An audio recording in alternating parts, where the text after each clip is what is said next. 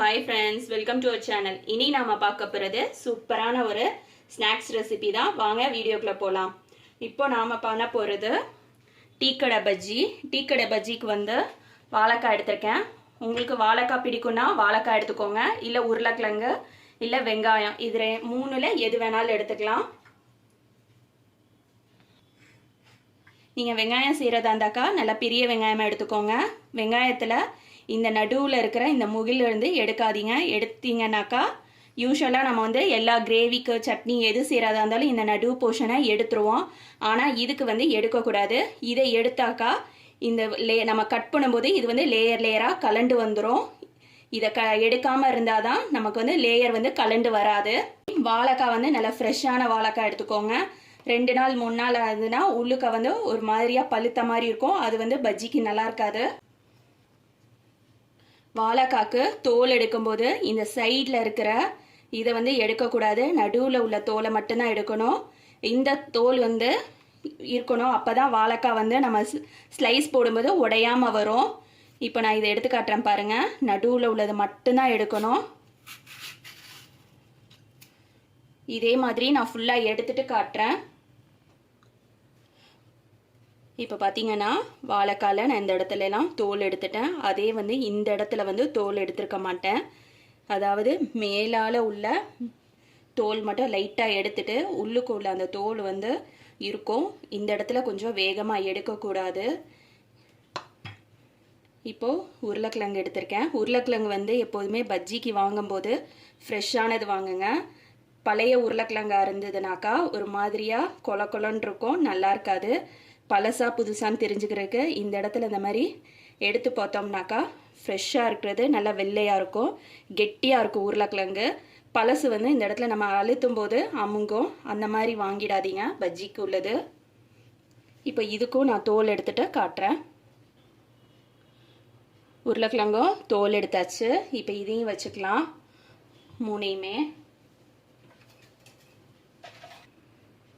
நான் இந்த ஸ்லைசர் எடுத்திருக்கேன். ஒன்று வாழைக்காய் பண்ணோம், ஒன்று உருளைக்கிழங்கு பண்ணுறது. இது வாழைக்காய் பண்ணுறது கொஞ்சம் திக்காக வரும். அதே பார்த்தீங்கன்னா உருளைக்கிழங்கோடது கொஞ்சம் மெல்லிஸாக வரும். நான் ஸ்லைஸ் பண்ணிவிட்டு உங்களுக்கு காட்டுறேன் 2 டிஃப்ரென்ஸையும். ஃபஸ்ட்டு மாட்டியிருக்கிறது நான் உருளைக்கிழங்கு ஸ்லைஸ் பண்ணுறது. இதில் நான் ஸ்லைஸ் பண்ணி காட்டுறேன் பாருங்கள். உருளைக்கிழங்கு இந்த மாதிரி போர்ஷனில் தான் நம்ம ஸ்லைஸ் பண்ணோம். இந்த மாதிரி இதில் பண்ணணும்னாக்கா சின்ன சின்னதாக வரும். இதாக இருந்தால் கொஞ்சம் நீளமாக வரும்.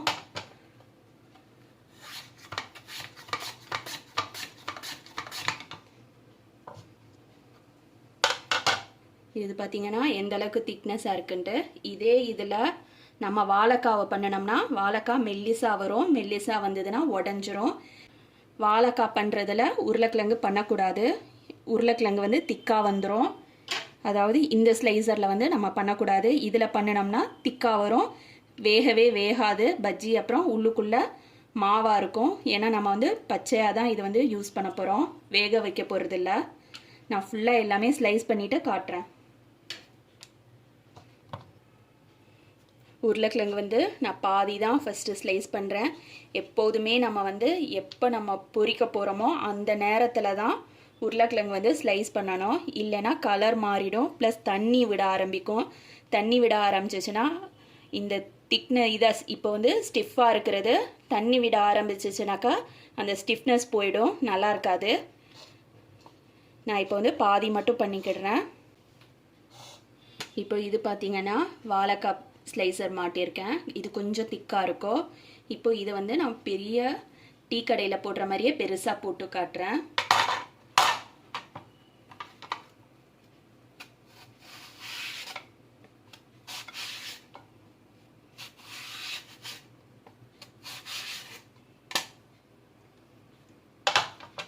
இந்த அளவுக்கு திக்காக இருக்கும் பாருங்கள். இந்த ஓரம் அந்த வாழைக்காவோட தோல் இருக்கும் 2 சைடுமே. இதுவும் நான் கொஞ்சமாக போட்டு வச்சுக்கிறேன்.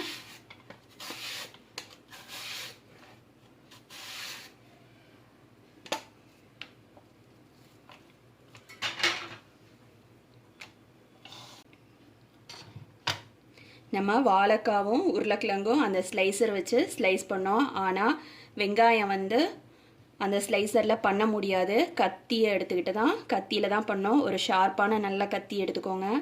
கத்தி எடுத்துகிட்டு எந்த அளவுக்கு உங்களுக்கு திக்னஸ் வேணுமோ அந்த அளவுக்கு நம்ம வந்து கட் பண்ணணும்.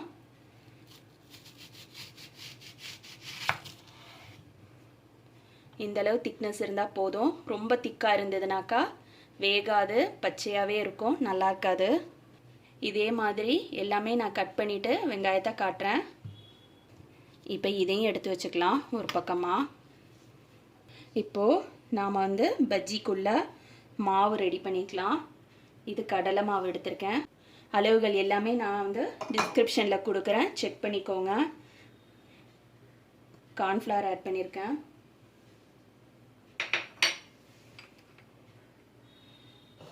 இது அரிசி மாவு. நான் வந்து பெருங்காயத்தூள் ஆட் பண்ண போகிறேன். உங்ககிட்ட கட்டி பெருங்காயம் இருந்ததுன்னா கட்டி பெருங்காயம் கூட கரைச்சிட்டு கொஞ்சமாக ஆட் பண்ணிக்கோங்க.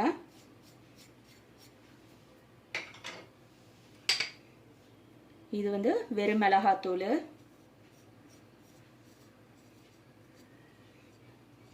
காரத்துக்கு தகுந்த மாதிரி கூட்ட குறைச்சிக்கோங்க. இது கல்லுப்பு எடுத்திருக்கேன். கல்லுப்புவை தண்ணியில் போட்டு ஆல்ரெடி இந்த மாதிரி நான் கரைச்சி வச்சுருக்கேன். இதை ஆட் பண்ண போகிறேன்.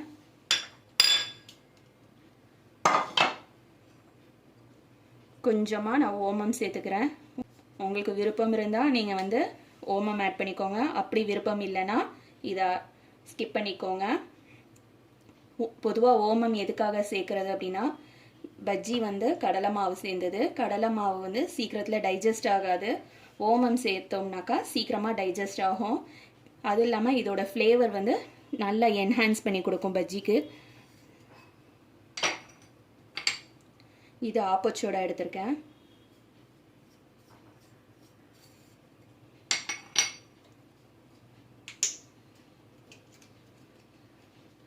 நான் வந்து கலர் லிக்விட் எடுத்திருக்கேன். உங்களுக்கு லிக்விட் இல்லை உங்ககிட்ட அப்படின்னாக்கா நீங்கள் பவுட்ரு ஃபார்மில் இருந்ததுன்னா கூட ஆட் பண்ணிக்கலாம். இல்லை எனக்கு கலரே வேணாம் அப்படின்னாக்கா நீங்கள் ஸ்கிப் பண்ணிக்கலாம், ஆப்ஷனல் தான். நான் கொஞ்சமாக ஆட் பண்ணுறேன்.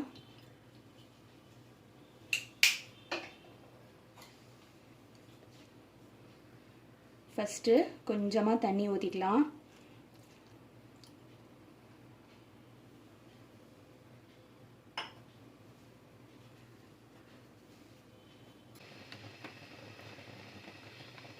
இப்போ நம்மள்ட பஜ்ஜி மாவு ரெடி ஆயிடுச்சு. மாவு இந்த கன்சிஸ்டன்சியில் இருக்கணும். ரொம்ப நீர்க்க இருக்கக்கூடாது, ரொம்ப கெட்டியாகவும் இருக்கக்கூடாது. கெட்டியாக இருந்தால் உள்ளுக்குள்ளே வேகாது, மாவு மாதிரி இருக்கும். தண்ணியாக இருந்ததுன்னா எண்ணெயை இழுக்கும். நான் உருளைக்கிழங்கு போடுறேன்.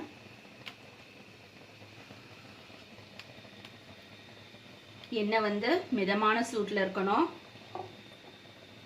எப்போதுமே பஜ்ஜிக்கு உள்ள நம்ம முக்கி எடுக்கும்போது ஓரத்தை இந்த இடத்த பண்ணிட்டு போடுங்க.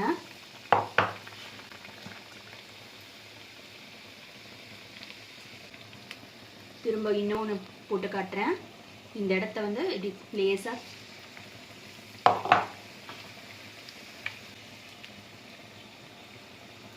இந்த இடத்த லேசாக பண்ணும்போது எக்ஸஸாக உள்ள மாவு எல்லாம் இதிலே வந்துடும்.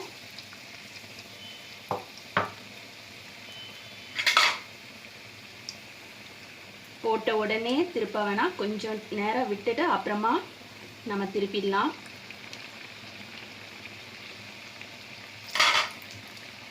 அடுப்பு வந்து மீடியம் ஃப்ளேமில் தான் வச்சுருக்கணும்.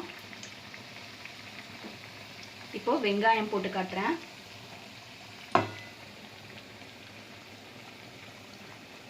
வெங்காயத்தை நம்மளோட அந்த 2 விரலுக்கு இடையில எடுத்தீங்கன்னா இந்த மாதிரி வந்துடும்.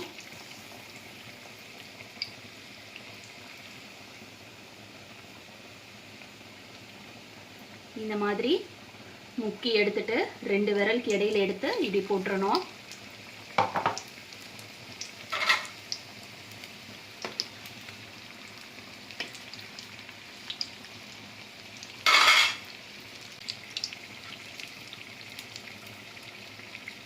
இப்போது ஏற்கனவே போட்ட நம்ம உருளைக்கிழங்கு பொரிஞ்சிருக்கும், எடுத்துடலாம்.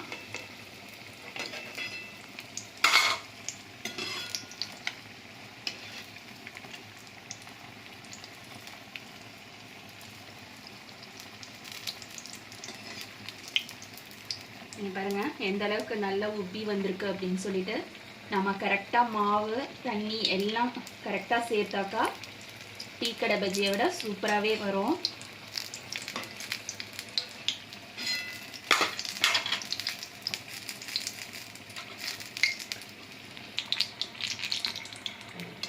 நம்மளோட வெங்காயம் பஜ்ஜியும் ரெடி ஆயிடுச்சு. அதை எடுத்துடலாம்.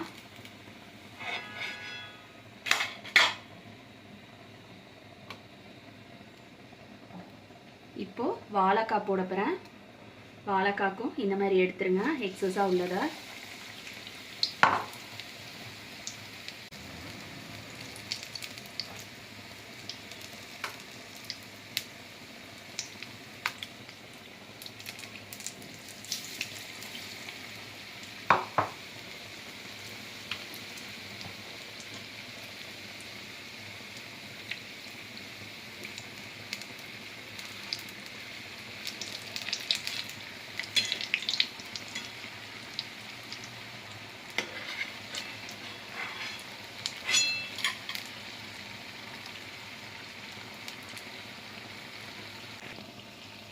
ஒரு சைடு பொரிஞ்சோனையும் நம்ம திருப்பி போட்டுக்கலாம்.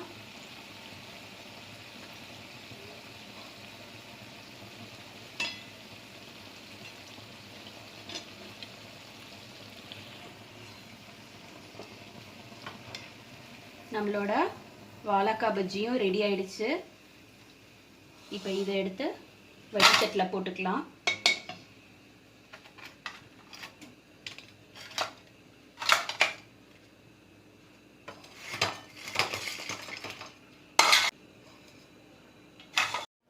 பொதுவாக கடையில் வாங்குகிற பஜ்ஜி வந்து ரொம்ப நேரம் ஆறுனா கூட இந்த இது வந்து சப்பையாக போயிடும், இந்த மாதிரி இருக்கும். ஆனால் நம்மளோட பஜ்ஜி பாருங்கள், இவ்வளோ நேரம் ஆறி போயும் நல்லா உப்பலாக இருக்குது. நான் இதை வந்து கட் பண்ணி காட்டுறேன். என்ன காரணம் அப்படின்னா, கடையில் வந்து மாவு நல்ல தண்ணியாக வச்சுருப்பாங்க விற்கிறதுக்காக.